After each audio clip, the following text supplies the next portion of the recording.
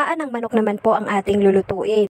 Dahil nakabili po ako sa palengke ng paa ng manok, kalahating kilo lang po yung aking binili. Dahil matagal na rin pong hindi ako nakakain ng paa ng manok, ay bumili po ako kahapon sa palengke. Ang lulutuin po natin ay adobong paa ng manok. Una po ay nagisa lang po ako ng luya, bawang at sibuyas. Pagkatapos ay sinunod ko na po ang paa ng manok. Pagkatapos ko pong halu-haluin ay nilagyan ko na rin po ng tubig para po lumambot. Naglagay na rin po ako ng kaunting asin para po may lasa na po ang ating paa ng manok. Sa pagluluto po ay kanya-kanya naman po tayo. Yung iba ay gusto pa iga, ako naman po ay gusto ko pong may sabaw.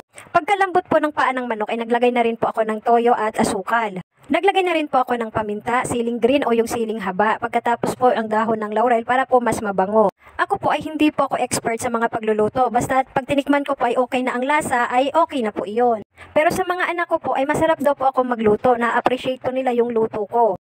Siyempre, titikman po natin kung okay na po ba ang lasa. Dahil masarap na, ay okay na po. At dahil luto na po ang ating adobong paa ng manok, ay siyempre kakain na po tayo. Maraming salamat po sa inyong panunood.